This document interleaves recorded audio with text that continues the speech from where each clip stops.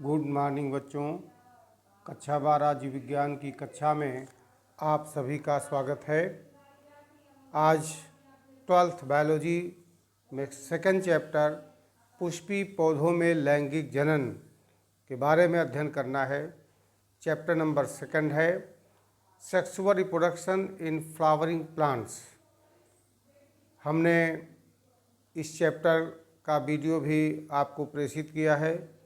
सबसे पहले आप वीडियो को ध्यान से देखेंगे और हमारे द्वारा बताई गई बातों को समझेंगे, तभी यह चैप्टर विधिवत आपको समझ में आएगा। पुष्पी पादपों में लैंगिक जनन के बारे में वीडियो के माध्यम से हमने समझाने का प्रयास किया है। आप सभी लोग वीडियो को ध्यान से शुरू से लेकर अंत तक देख लीजिए, तभी आज जो हम नोट्स भेज रहे हैं वो आपको भली भांति समझ में आएगा। जैसा कि आप सभी जानते हैं कि पुष्पी पौधों में लैंगिक जनन के बारे में पढ़ना है कि पौधों में ऐसे पौधे जिनमें पुष्प धारण होते हैं, जो पौधे पुष्प को धारण करते हैं, उनमें किस प्रकार से सेक्सुअल रिप्रोडक्शन होता है, इसे समझना है। जैसा कि आप जानते हैं कि प्राकृतिक सुंदरता का एक अनूठा उदाहरण पुष्प है, फ्लावर है। आवतवृजी या पुष्पी पादपों का जितने भी पुष्पी पादप हैं, उनका विशिष्ट गुण यानी स्पेसिफिक कैरेक्टर होता है, जो कि केवल पुष्प है। पादप जगत में पुष्पी पादप ही सर्वाधिक विविधता प्रदर्शित करते हैं। पुष्पी पादप लगभग सभी प्राकृतिक आवासों में मिलते हैं। वास्तव में पुष्प किसी पुष्पी पादप का वह अंग है जो लैंगिक जनन में मदद करता है।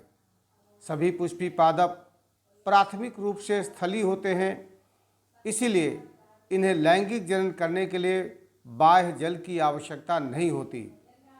सुविकसित संवहन ऊतक यानी वेल डेवलप्ड वैस्कुलर टिश्यू और बीजों को फलों के अंदर सुरक्षित रखने की क्षमता के कारण यह आकर्षक जनन अंग वाले पादपों को पादप जगत का सर्वोच्च पादप कहा गया है। इस अध्याय में आप पुष्पी पादपों के जनन संबंधी विविध पहलुओं को समझेंगे। Flower, a fascinating organ of angiosperm. पुष्प आवतबीजी पादपों का एक आकर्षक अंग है। प्राचीन काल से ही पुष्पों के साथ मानव का एक निकटस्थ संबंध रहा है। मानव के लिए पुष्प सौंदर्य विषयक, आभूषणात्मक, सामाजिक, धार्मिक तथा सांस्कृतिक एवं दार्शनिक महत्व के रूप में रहा है। पुष्प कुसुम, सुमन, जलज, नीरज, वारिज, तोयज, अंबुज आदि अनेक नामों से विविध रूपों में हमारे साहित्य को आकर्षक बनाता है। महिलाएं सदियों से पुष्पों को अपने आभूषण के रूप में उपयोग करती आई हैं। हमारे अनेक धार्मिक रीति रिवाज पुष्पों के प्रयोग के बिना अधूरे हैं। मनुष्य अपनी विभिन्न संवेदनाओं की अभिव्यक्ति फूलों के माध्यम से करता रहा है। आधुनिक समय में गेंदे, गुलाब और गुलदाउदी के साथ साथ अनेक विदेशी फूलों का प्रयोग सजावट के रूप में हम सभी करते चले आ रहे हैं। धार्मिक रीति रिवाजों में कमल, गुड़हल, कनेर, आक आदि का प्रयोग करते हैं। एक जीव वैज्ञानिक के लिए पुष्प एक रूपांतरित मॉडिफाइड सूट है, जो पादपों में लैंगिक जनन हेतु पाया जाता है। यदि हम बायोलॉजिकल लैंग्वेज में पुष्प को डिफाइन करना चाहें तो flower is a modified suit. इस तरह से पुष्प के बारे में हमने वीडियो के माध्यम से समझाया है। पुष्प के कौन कौन से भाग होते हैं। तो सबसे पहले हमें पुष्प की संरचना को समझना होगा। पादप जाति में आवतबीजी पौधे विशिष्ट होते हैं। इन पौधों पर पुष्प लगते हैं। निषेचन के पश्चात अंडाशय फल में और बीजांड बीज में रूपांतरित हो जाता है। इन पौधों के जीवन इतिहास में एक अत्यंत विकसित बीजाणुद्भिद यानी स्पोरोफाइट अवस्था तथा कम समय या कम विकसित गैमेटोफिटिक यानी युग्मोद्भिद अवस्था मिलती है। ये दोनों अवस्थाएं एक के बाद आती रहती हैं। इन्हीं अवस्थाओं का एक के बाद एक आना पीढ़ी एकांतरण या अल्टरनेशन ऑफ जनरेशन कहलाता है। बीजाणुद्भिद या स्पोरोफिटिक अवस्था डिप्लॉयड यानी 2n अवस्था होती है, जबकि युग्मोद्भिद या गैमेटोफिटिक अवस्था हैप्लॉयड अवस्था होती है। प्रोफेसर गोथे के अनुसार पुष्प एक रूपांतरित प्ररोह है, मॉडिफाइड सूट है, जिनका कार्य प्रजनन होता है। एक पूर्ण पुष्प में मुख्य रूप से 4 भाग होते हैं, जिनके बारे में हमने आपको समझाया हुआ है। सबसे बाहर की तरफ बाह्य दल पुंज या कैलिक्स होता है। ये पुष्प का सबसे पहला चक्र है, जो अनेक बाह्य दलों से मिलकर बना होता है। बाह्य दल को सेपल कहा जाता है और बाह्य दलों के समूह को हम कैलिक्स के नाम से जानते हैं। सामान्यतः बाह्य दल ग्रीन कलर के होते हैं, हरे रंग के होते हैं, जिसके कारण ये प्रकाश संश्लेषण द्वारा भोजन निर्माण और पुष्प की कलिका अवस्था के समय उसे सुरक्षा प्रदान करते हैं। दूसरा चक्र आता है दलपुंज या करोला का। यह दूसरा चक्र होता है जो अनेक दलों यानी पेटल से मिलकर बना होता है। बाह्य दल के अंदर की ओर स्थित होता है। इसकी इकाई को हम दल या पेटल कहते हैं। दल प्रायः रंगीन होते हैं, जो पुष्प की परागण में सहायता करते हैं। दलों के समूह को हम कोरोला या दलपुंज के नाम से जानते हैं। लेकिन कुछ पुष्प ऐसे होते हैं जिनमें बाह्य दलपुंज और दलपुंज स्पष्ट नहीं होता, दोनों आपस में फ्यूज्ड होते हैं। तब उन्हें हम परिदल पुंज या पेरियंथ के नाम से जानते हैं और इनकी इकाई को परिदल या टेपल कहा जाता है। परिदल पुंज रंगीन हो तो पुष्प को हम दलाव यानी पेटलॉइड कहते हैं, और जब ये परिदल पुंज रंगहीन यानी कलरलेस होते हैं तब हम उसे बाह्य दलाव या सेप्लॉइड के नाम से जानते हैं। तीसरा चक्र आता है पुमंग, जिसे हम एंडूशियम के नाम से जानते हैं। यह पुष्प का तीसरा चक्र है, अर्थात दलपुंज के अंदर की ओर स्थित चक्र को पुमंग कहा जाता है। पुमंग की इकाई को पुंकेसर या स्टेमेन के नाम से जानते हैं। यह पुष्प के नर जननांग एवं आवश्यक अंग male reproductive organ and essential organ होते हैं। पुंकेसर परागकोश यानी एंथर, योजी मीन्स कनेक्टिव एवं पुतंत यानी फिलामेंट से मिलकर बना होता है। परागकोश में परागकण अर्थात पॉलिन ग्रेन्स या लघु बीजाणु, जिन्हें हम माइक्रोस्पोर कहते हैं, का निर्माण होता है। उसके बाद चौथा चक्र आता है जायांग, गाइनोशियम कहा जाता है। पुष्प का चौथा चक्र अर्थात पुमंग के अंदर की ओर स्थित चक्र को गाइनोशियम या जायांग के नाम से जाना जाता है। यह भी पुष्प का आवश्यक भाग होता है। इसे पुष्प का मादा जननांग यानी फीमेल रिप्रोडक्टिव ऑर्गन कहा जाता है। इसकी इकाई को स्त्री केसर या अंडप, कार्पेल या पिस्टिल के नाम से जानते हैं, और अंडप में मुख्यतः 3 भाग पाए जाते हैं, जिन्हें अंडाशय यानी ओवरी, वर्तिका यानी स्टाइल और वर्तिकाग्र यानी स्टिग्मा कहते हैं। अंडप के फूले हुए भाग को अंडाशय या ओवरी कहा जाता है, जिसमें बीजांडासन यानी प्लेसेंटा पर बीजांड मीन्स ओयूल्स लगे रहते हैं। अंडपों के ऊपर शीर्ष पर परागकणों को ग्रहण करने वाली संरचना को हम वर्तिकाग्र यानी स्टिग्मा कहते हैं। वर्तिका के द्वारा जुड़ी हुई होती है। बाह्य दलपुंज और दलपुंज को हम सहायक चक्र या एसेसरी वल्स के नाम से जानते हैं। क्योंकि ये जनन क्रिया में भाग नहीं लेते, इसीलिए हम दलपुंज, बाह्य दलपुंज और दलपुंज को सहायक अंग के नाम से जानते हैं, जबकि पुमंग और जायांग को हम आवश्यक या नेसेसरी वर्ड्स के नाम से जानते हैं, क्योंकि प्रत्यक्ष रूप से ये जनन क्रिया में भाग लेते हैं।